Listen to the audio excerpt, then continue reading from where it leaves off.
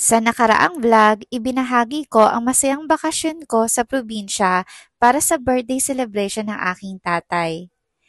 Pero ngayon, oras na para bumalik ng Maynila. At this time, magbabarko tayo.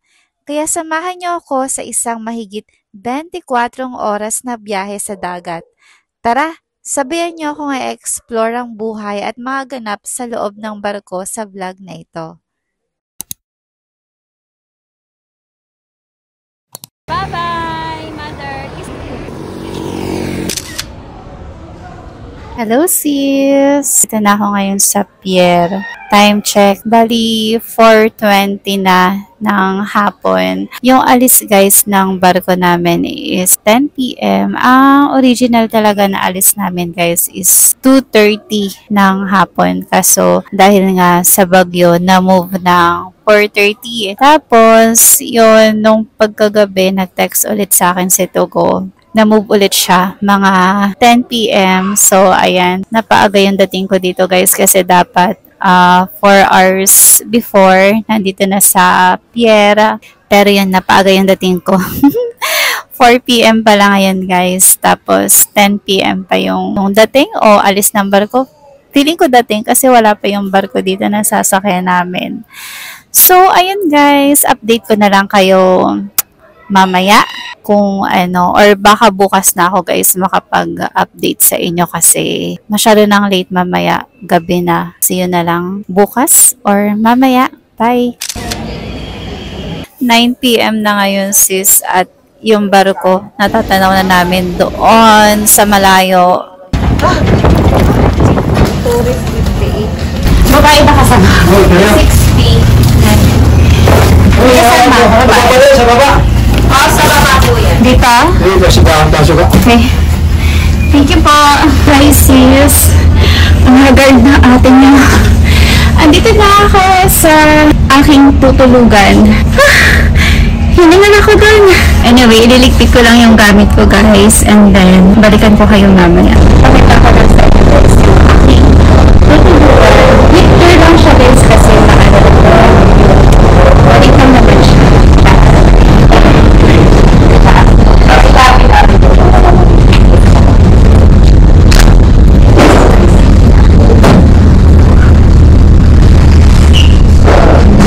Tourist pala guys yung dinok ko. Sa tourist guys, meron siyang 4 na higaan. Ako dito ako nakapwesto.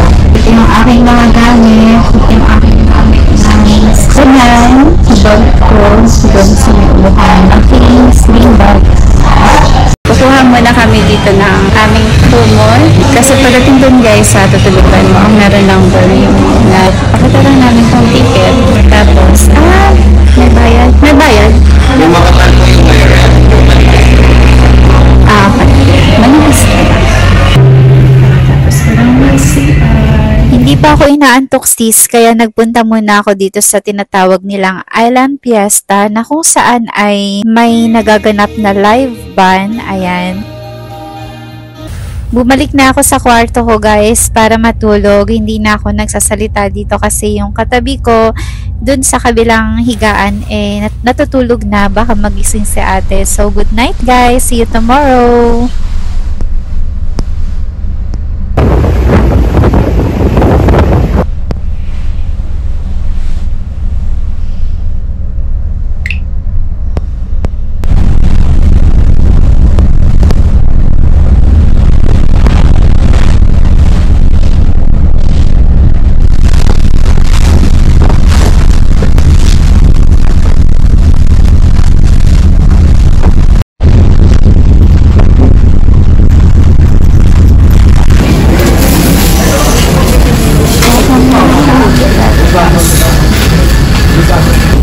Good morning sis. Pilang mo na kami dito. Ito kami dito lang. Kakagising ko lang. Pilang mo na kami dito guys para kumuha ng aming breakfast. Yes, ma'am. Extra ko lang, ma'am. Baka gusto niyo bumili, ma'am.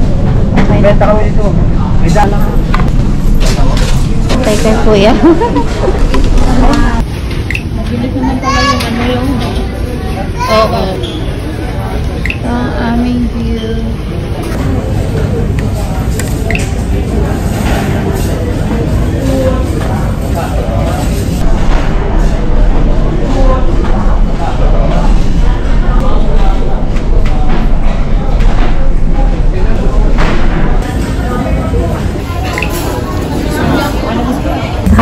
lang namin mag-breakfast. Kakabalik lang namin ulit dito sa aming kwarto. Namin kasi meron akong kasama dito guys. Bali, dalawa lang kami dito sa aming cabin.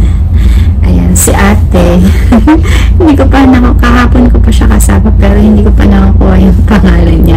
Hindi ko naman siya nasama sa vlog kasi nahihiya ako tsaka baka pailang ko siya. 6:50 ng umaga ng July 20 at ngayon ay mag-CR muna ako, maghihilamos pero mag-ibisa sana ako ng damit kasi yung pampalit ko kasi short kaso napakalamig dito guys sa cabin namin kaya baka mamayang after lunch o hapon na lang ako magbibihis.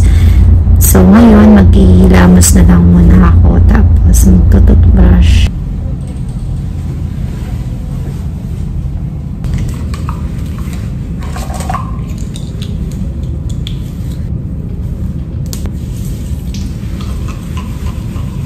Katapos ko lang mag-CR guys, mag-toothbrush, mag-retouch muna ako guys.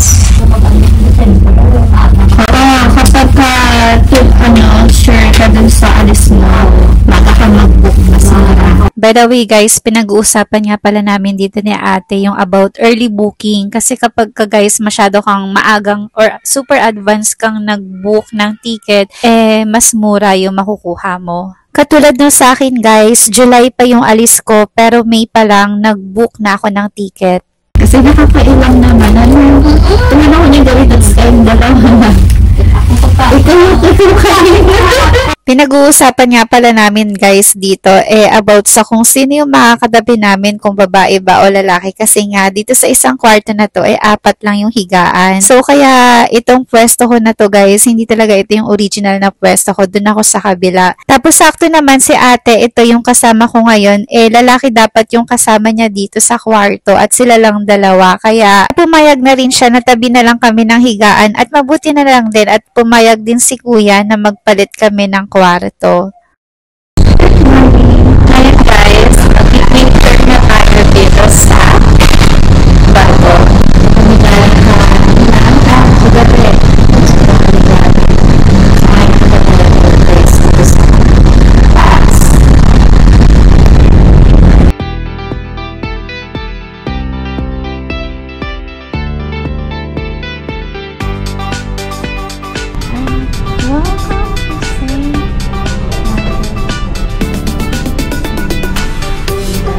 Nandito tayo ngayon sa lobby nila sis at ito, may tindahan dito ng mga brownies. Ayan, umaga pa lang kasi kaya sarado pa.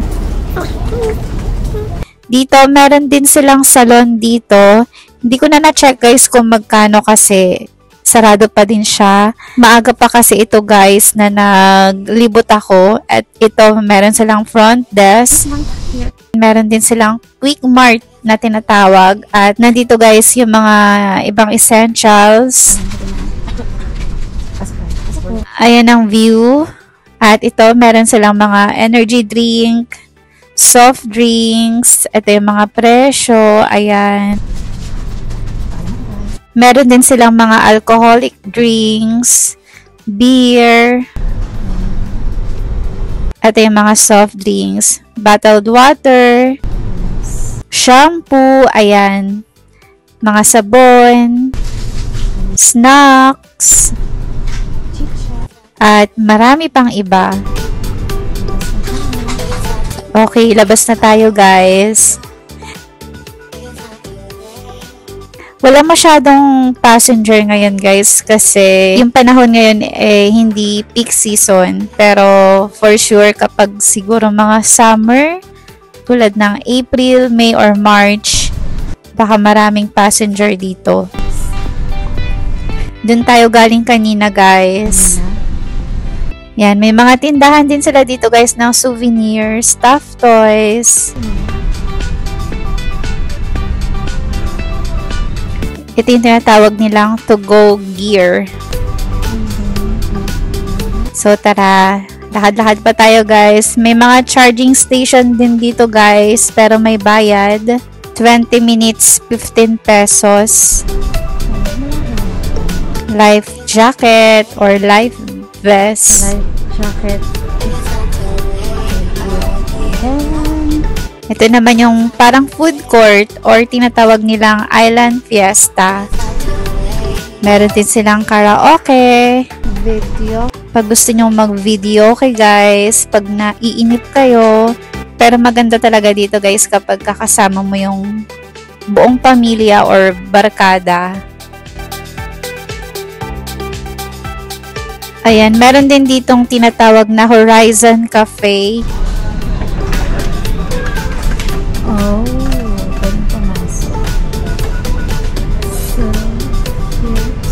Ayan yung itsura niya sa loob.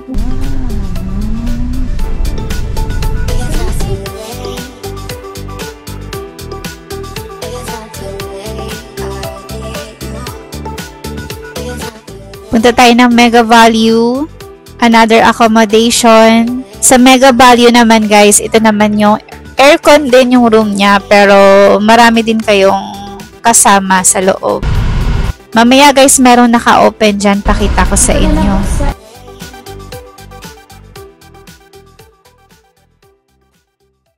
Dito, meron din silang CR dito guys. Good morning po. No smoking. Matagal na rin itong barko na ito guys. Alam ko pa phase out na rin to eh. Phase out cellphone. Event hall, super value. Ayan, palabas naman tayo guys. Papunta na tayo dito sa super value. Ayan, dito naman another charging station. Pero mas maganda guys kung may power bank kayo, magbaon na lang kayo ng power bank. Ayan, papuntan tayo guys dito sa kanilang deck. Overlooking open area.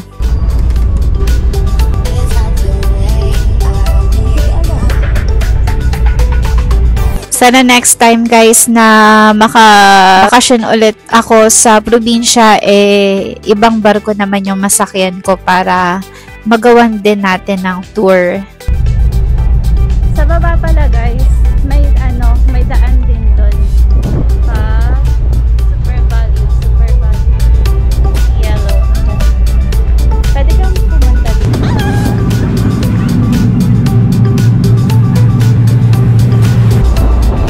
And dito na tayo. Cheers!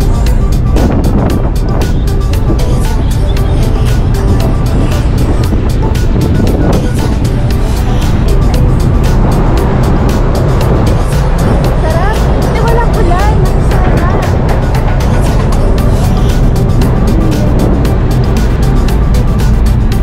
So yun yung kanilang smoking area. Smoking area doon.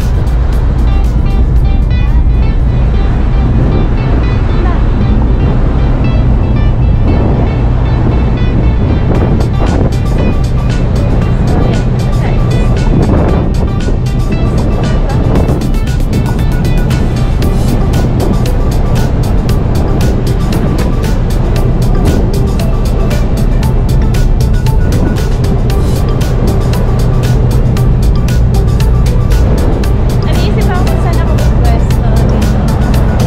Doon na lang.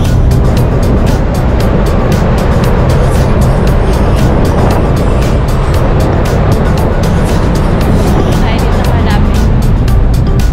Tayo parang terrace na.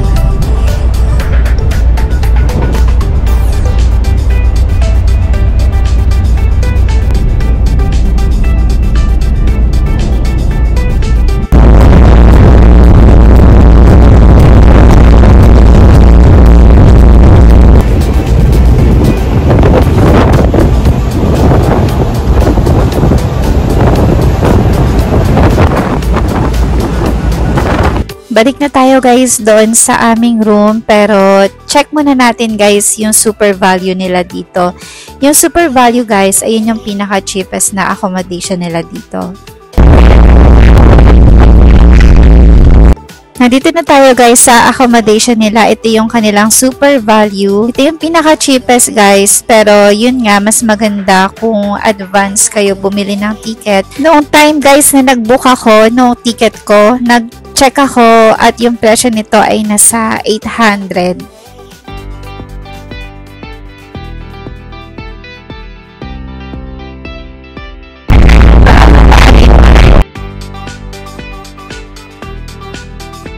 Ito guys yung itsura ng kanilang Mega Value. Ayan, aircon siya sa loob. Marami talagang vacant na accommodation ngayon guys kasi nga konti lang talaga yung passenger ngayon.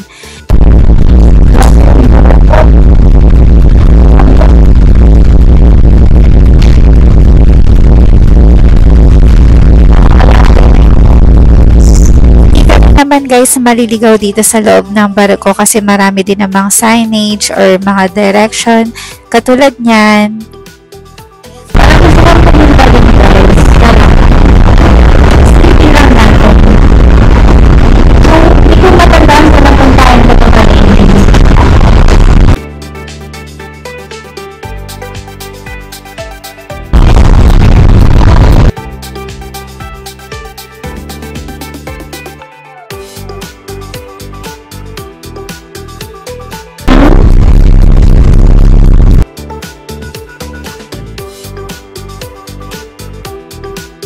Another Mega Value room.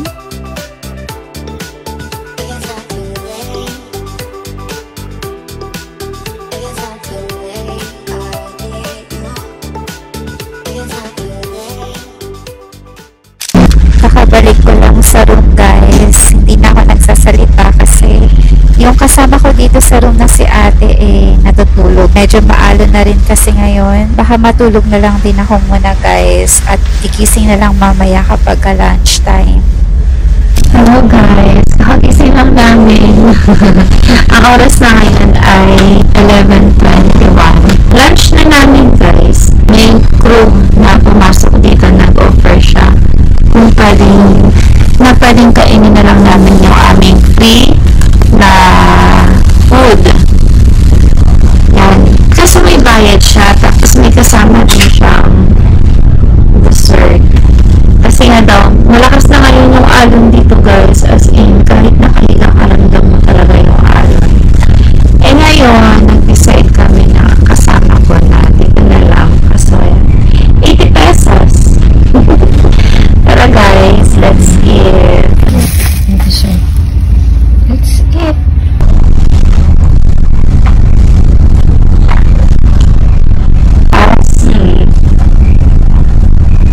Hi sis, pagkatapos lang namin lunch. Ito muna ako sa labas ng kwarto namin. Nakasan ng alon na yung sis. Ramdam mo na kapag naglalakad ako, parang nasing. Masuray-suray. Update ko lang kayo. 11:55 na guys. Nagpa siya muna akong bumalik ng aming room para matulog dahil medyo nakakahilo na rin yung sobrang lakas ng alon. Tsaka wala na rin naman masyadong ginagawa guys, kaya matulog na lang. Hi sis! Nakagising ko lang. Ang time check is 5 p.m. And maya kakain na kami guys for dinner. Alam niyo ba, wala akong ginawa dito kundi tulog, kumain. Sobrang lamig dun sa higaan namin guys. Tapos pag dun ka sa loob, parang feeling mo hindi inuumaga, parang laging gabi. Wala ko sana guys pumunta ulit dun sa deck, dun sa taas, para i-shoot kung may sunset. Kasi parang madilim siya ngayon guys. Parang nakatago siya sa mga kaulapan. Baka hindi na ako bumalik dun. Kasi baka wala namang sunset. Tsaka medyo ramdam ko pa din kasi yung pag-agoy-agoy ng barko.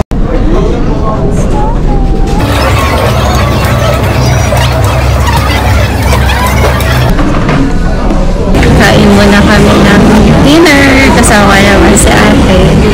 Ito yung aming food. So, kain tayo guys.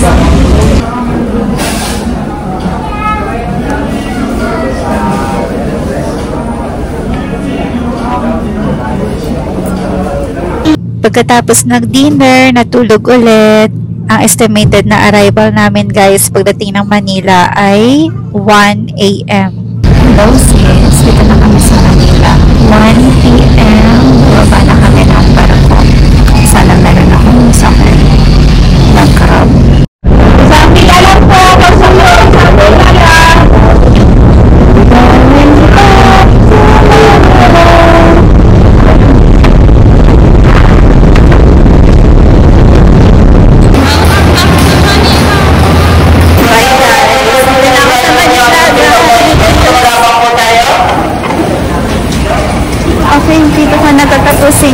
you guys. Thank you so much for watching. Hi, ate. Thank you, ate. Sa aking roommate. Bye guys. God bless.